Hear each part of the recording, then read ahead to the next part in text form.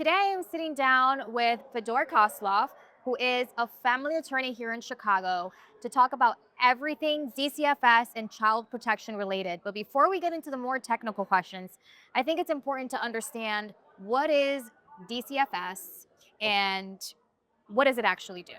Of course. So DCFS is the Department of Children and Family Services. Uh, DCFS has multiple jobs. One of them is to protect children, of course. So if there is an issue, if there is some sort of abuse going on in the family, or the children is not taken care of the way they were supposed to be taken care of properly, or there's a police call, a call from some medical office or from school about something that's going on, that's when DCFS investigator comes in and starts investigating. Second job for DCFS is the licensing. So they go and license child care services, daycares, things like that. They want to make there are rules that these entities have to follow, how many teachers, for how many school, for how many children. And also, in case there's a complaint that comes from the parents, uh, it's always for them to investigate. I talk to DCFS and I work with DCFS specifically when there's an allegation of a child abuse. Now, I'm going to express my personal opinion, and that's my opinion only. But DCFS, the way it's structured right now, is not always protects children and does not always investigate the cases they need to. Instead, they punish families that really didn't do anything. So that is my job. I defend families from DCFS accusations and DCFS investigation. If you think about DCFS, it's just like a police, right? We want the police to be there to protect us, but we also don't want police to abuse its power. Same with DCFS. We want DCFS be there to protect the children and families, but we don't want them to abuse their powers.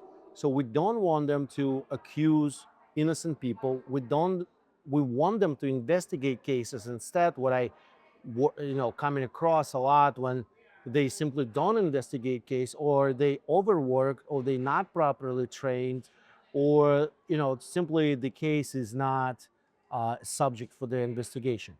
So once the CFS gets involved and the family contact me, I will work to protect them and I will do a hearing. And I'll give you a quick example from my work when I think DCFS investigation was absolutely not necessary and they did something that they would not supposed to do. It was a family that came here from Iraq, and it's a different culture completely. And the family structure that DCFS never takes into consideration, never say never, but most of the time, is that they don't look into the family history what they do. So this family, mother and father, they have a child who is a teenage girl and she's about to graduate from high school. So upon graduation, they told her they're gonna go back to their country where she will stay.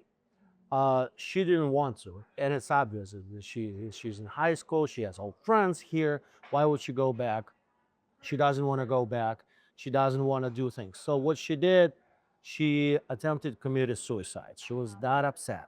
She was that upset that she closed the garage, started the car, and she tried to commit suicide. So DCFS in that point became involved, which is fine. But again, at the end of the investigation, after 60 days of the DCFS investigation, they can either issue indication letter or the person was not indicated. It is up to the DCFS investigator. That specific case, they didn't do any work, any significant work, and they indicated the family, and the indication was that not even the point that the child tried to commit a suicide, they accused the family that they didn't do proper steps in order to heal the child and prevent it from happening, which was not true. And again, I'm going back, it's a different culture. So they might not go to the doctors that we used to go to. I understand that they live in the United States, but there is no law And Constitution of United States protects our families from intrusion. So we as parents can make a decision how to treat our kids. So in that case, DCFS issued an indication that the parents didn't take the child to psychiatrists, psychologists, and things like that.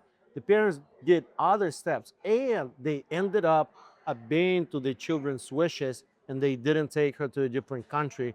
They stayed. So in that particular case, even you think about it, oh my God, it's a suicide case. Well, nothing was done by the parents. They should not be charged with that, and they did every single proper step afterwards in order to prevent, including staying with the child in the country. Unfortunately, DCFS, once they make a decision, they usually never dismiss it, and that's upsetting because you not every investigation has to result in indication. So since they indicated the parents, and that would influence their future, we have to have a hearing with the judge, and we won. The system worked at that time, but I'm just saying that for the purpose of DCFS, initially it was designed to protect kids. The way it works today is not always that they protect kids, they're trying to find somebody to blame. Wow. In your experience, what are some of the most common reasons that family get reported to DCFS? Well, um, so because of the some cases that ended up in children dying in the past, there's a new law in Illinois that uh, demands schools, uh, teachers, police officers, and nurses or doctors report every single issue where the child was involved. So if it's a domestic violence and the child was there and the police comes, that's what's reported to DCFS right away. Unfortunately, this is the most common situation when DCFS gets involved is the domestic violence. Domestic violence is something that happens in Illinois very often, daily. And that's when, if children are there, that's getting reported. Of course, schools, that's probably number two reason when DCFS gets involved. A child comes into school, talks to other children.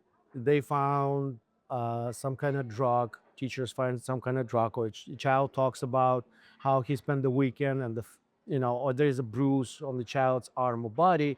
These things can cause or mandate, I would say, teacher call DCFS, and sometimes DCFS shows out of blue. And the third source is, of course, nurses or doctors. When a child um, comes to school or comes to a doctor, and the doctor thinks that the child does not eat properly, they will report to DCFS just to see what's going on in the family. Maybe he is not fed properly daily, things like that. Again, the initial cause is very good. This is what's supposed to be done. But sometimes DCFS workers find it easier for them to close a case, find somebody indicated, instead of getting really into the substance of the matter. Sure. So let's say a report is filed and then DCFS shows up at a parent's door. What are some of the first things that a parent should do or keep in mind in a situation like that? Well, you have to be protective of your child, 100%. Yeah. Do not just let DCFS worker go towards the child right away. You have a right to say no, and it's it's a judgment call. So to answer your question, remember that if DCFS worker takes the child and puts the child into the car, the child becomes DCFS. The DCFS gets the custody over the child. It's called protective custody. Once the child gets into DCFS car, the DCFS investigator's car, to get the child back, you need to go through court procedures. So if you have to think about it, and as a parent, of course, you always worry about it. But at the same time, you do need to cooperate with DCFS. So let's say if you don't really have nothing, if you have nothing to hide, And if it was, a minor incident, let's say your child was playing soccer outside, fell and scratched his hand, and the teacher saw it or a doctor saw it, and they reported DCFS a potential abuse, that's fine. You can let the DCFS worker in, work with them, because one of the factors that they always pay attention to, if the parent was not cooperative, did not cooperate with the DCFS worker. So that means to them that something they trying to hide. Be mindful.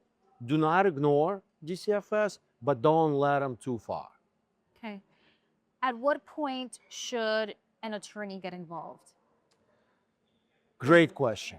For sure, an attorney needs to be involved if you get indication. If you get a letter of indication, you have to get an attorney involved. An attorney is not necessary at the very beginning of the investigation. When you first get a call, I get it. This is the first reaction that you get. You might be in panic, you might be concerned, but you can consult with the lawyer, but not necessarily involve the lawyer just yet, because the DCFS, the way they look at it, they look at the factors. If the if the family cooperates, or if they hire the lawyer and not cooperating with them anymore. So, but if you get a letter of indication, you have only limited time to appeal. Now, remember, if you're a nurse or a teacher, you might get your license suspended. So for that, there is a specific process. We call it expedited appeal, when you can file your appeal within 30 days, and you can remove that indication from your record. Usually you have 90 days to file an appeal. You get the whole file, and that's when you need to talk to the lawyer about scheduling a hearing with administrative law judge. Got it. And so let's say an investigation ends up happening. What takes place at the end of that? So at the end, usually it has to be 60 days, unless you voluntarily agree to extend this period of time. At the end of the investigation, you get a letter as a parent. And the letter would say either you indicate it or not. Different from indictment in criminal court. Indictment in criminal court means that you're being arrested. So, and the burden of proof is also different. In DCFS cases, it's called by preponderance of the evidence, meaning that the state has the burden of proof 51% over 49. With the criminal court, it's beyond reasonable doubt, meaning 100% versus zero. But it's still the burden of proof on the state. It's not a great burden of proof, but it's still a burden of proof. At the end of the investigation, you get a 60-day letter, indication letter or no indication, and then the letter describes your further rights. Usually you get about 5 years of supervision if you get indication. Wow, that's so good to know. And so I want to go back to when the initial report takes place. Is that always anonymous, or do you have a right to know who is filing this? It's always anonymous, and it's always and you will never know unless the person tells you himself or herself, it was me. And the reason is we want to protect the source. So during the investigation, absolutely anonymous. Nobody's going to tell you, so there's no retaliation or anything like that. Same as during the hearing. Usually the source is not discovered, but sometimes police by mistake can say, I got a call from so and so. Doctors would sometimes say, well, we saw the child and we thought that intervention is necessary. If a child makes a complaint, it's always anonymous. And remember, the child will never testify, and whatever the child told the investigator is deemed to be true. So that's like the most difficult aspect of this case, because I had several cases when children would make up stories, Yeah. especially in teenage age. We had a case when a teenager girl was upset with the father that wouldn't allow her to date, and she made up a story. So they would remove the father from the household. And there were other instances when kids would make up stories just because the parents would not allow them to do whatever they want to do. They rare, but they happen, and you cannot cross-examine the child. You can bring other circumstantial evidence to show that most likely it's not true, but you cannot really cross-examine the child. Wow.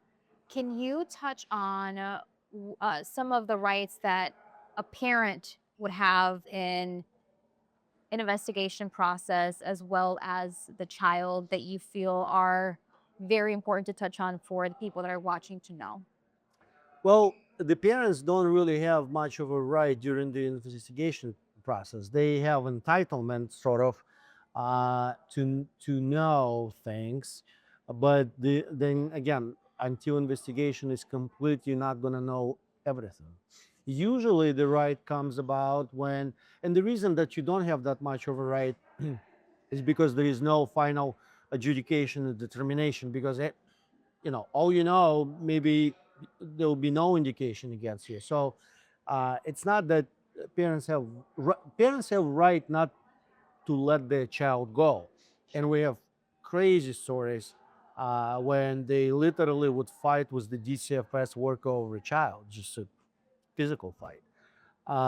Remember, if a DCFS worker takes the child becomes protective custody of DCFS, and you cannot take the child back. But what happens if you don't give the child away?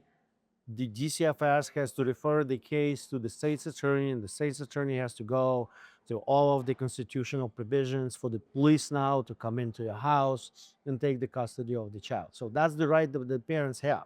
The parents have a lot more right and the left to stand on when final decision is made and you file an appeal. Now the parent has the right to know all of the notes, all of the evidence, all everything that DCFS had, and the parents have the right to call all of the witnesses to testify in court.